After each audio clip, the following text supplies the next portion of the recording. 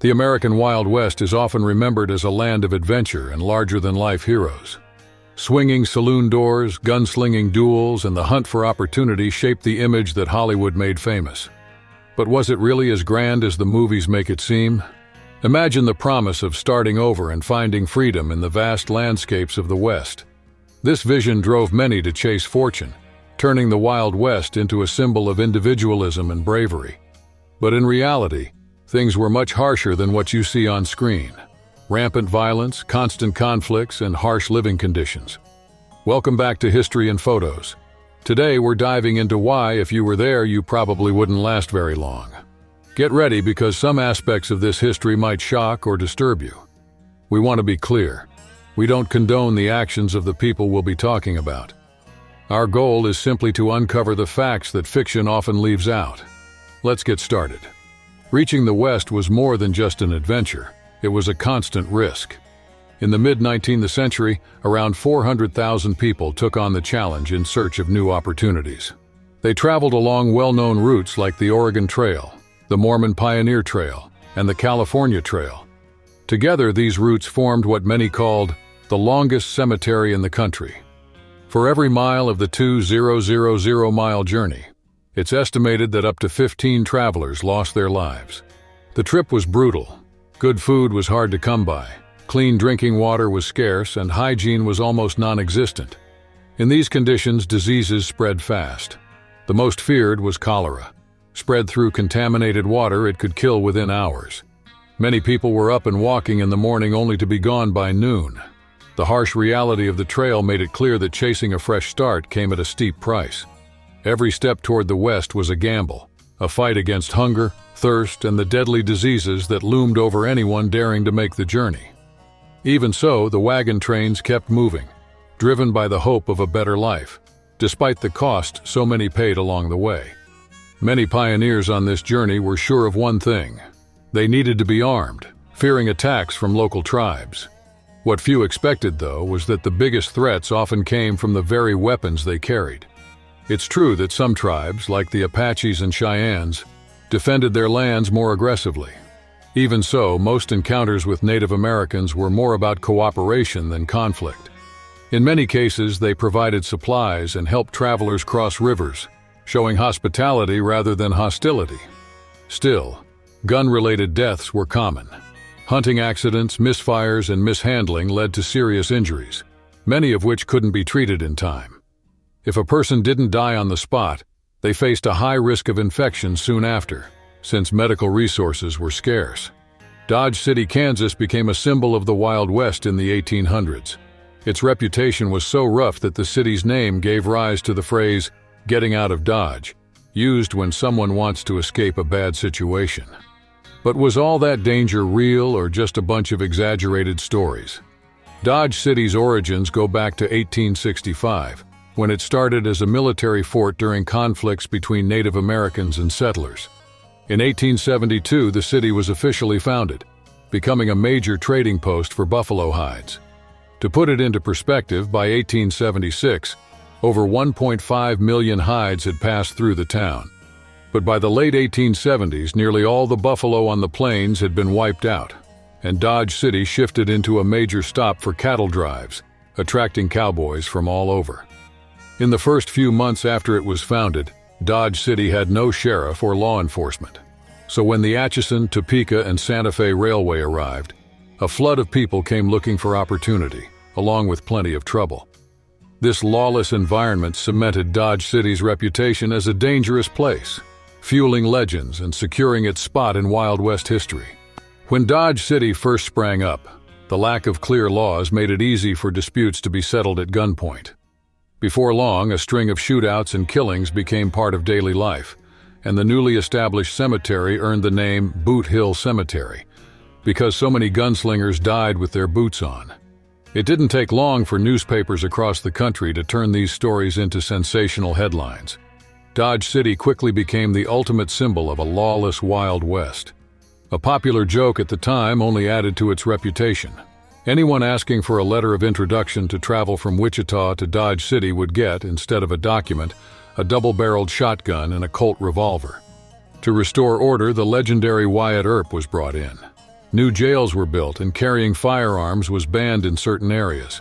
Over time, the city became more organized, but by then its name was already infamous. Even after law and order were established, Dodge City remained known for its violent past, first fueled by newspapers and later by Hollywood. Imagine walking down a dusty street in a small Wild West town. Wooden doors swing open, and as you step inside, you're met with a mix of laughter, shouting, and music. These are the saloons, meeting places for cowboys, outlaws, and anyone looking for a shot at opportunity on the frontier. It's said that saloons were inspired by Mexican cantinas, and they quickly popped up all over the place. One of the first is believed to have opened in Wyoming around 1822. Before long, every frontier town had its own saloon, and they became go-to spots for both locals and travelers. In some places, the number of bars per person was staggering. By 1883, Livingston, Montana had a population of just 3,000, but it boasted 33 saloons. In Leavenworth, Kansas, there were 150 bars for 16,500 people. Running a saloon, though, wasn't easy. Resources were scarce, and shipments of liquor didn't always arrive as planned. To cut costs and keep profits up, many saloon owners resorted to some pretty questionable tactics, diluting drinks with turpentine, formaldehyde, ammonia, gunpowder, and even tobacco juice. These mixes made drinks cheap, but they also made them dangerous. Still, the legend of the saloon lived on. They weren't just places for legendary bar fights and high-stakes poker games. They became an essential part of Wild West history. And while the drinks weren't always safe, the stories of these saloons have stood the test of time. The California Gold Rush kicked off in 1849 and drew a massive crowd from all over. The promise of getting rich quick led countless people to abandon their old lives and try their luck in the mining fields. In just a few years, the non-native population of the region skyrocketed from less than 1,000 to around 300,000. But this rapid expansion came at a high price. Mines popped up everywhere, but they were anything but safe. Working in these pits exposed miners to all kinds of dangers. Stone dust, for example, was inhaled daily, leading to serious illnesses like tracheal cancer, lung cancer, and tuberculosis. Fatal accidents were also common, with fires, cave-ins, and dynamite explosions taking countless lives. While many chased fortune, Native American communities suffered devastating losses. Before 1848, California was home to around 300,000 indigenous people. Just 20 years later, a third of them were gone, wiped out by diseases brought by outsiders, reckless mining operations, and violent attacks. So the gold rush went down in history not just for the fortunes it created, but also for the irreversible damage it left behind. It serves as a reminder of how the thirst for wealth can have deep and lasting consequences, forever changing the lives of those caught up in the pursuit. In the lively, booze-filled saloons of the Wild West, many women found a way to survive by tending to travelers and locals. They came from all over, often arriving with nothing but the clothes on their backs and the hope of making some money. Life in this environment demanded both physical and emotional resilience.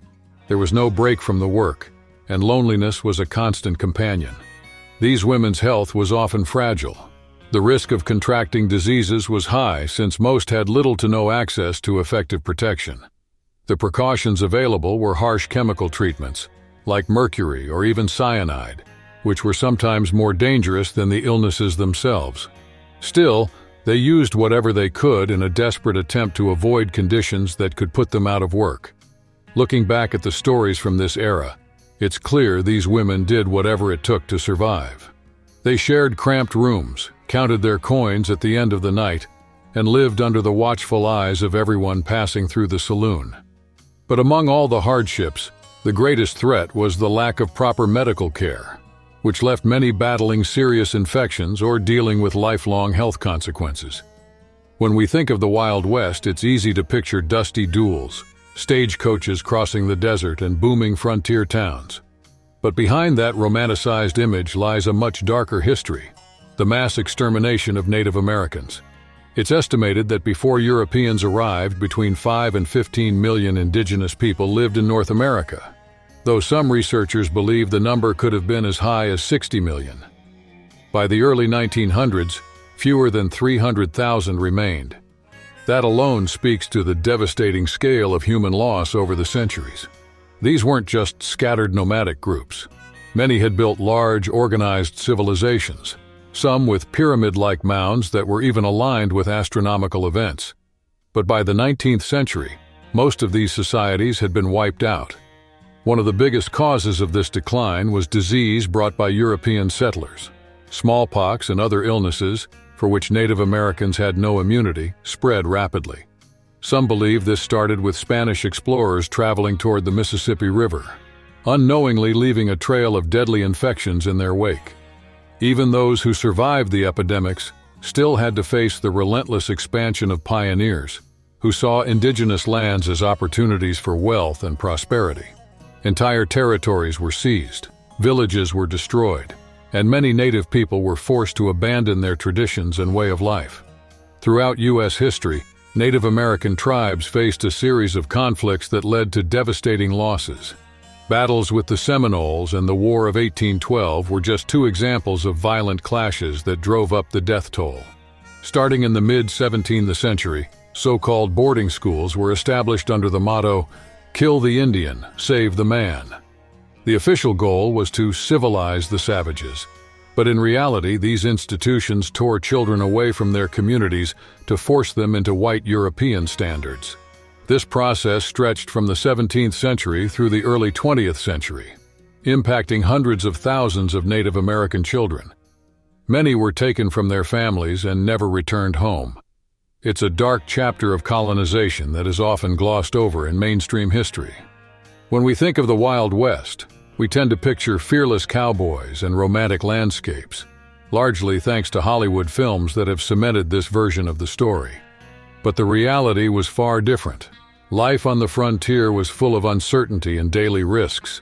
The ideas of manifest destiny and the heroic individualist were later narratives that distorted the truth of what actually happened.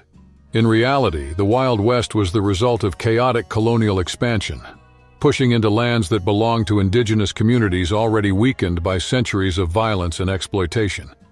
It's important to look at this history without the idealized lens of movies, and recognize the lasting consequences that continue to impact Native peoples today. Thanks for sticking with us until the end.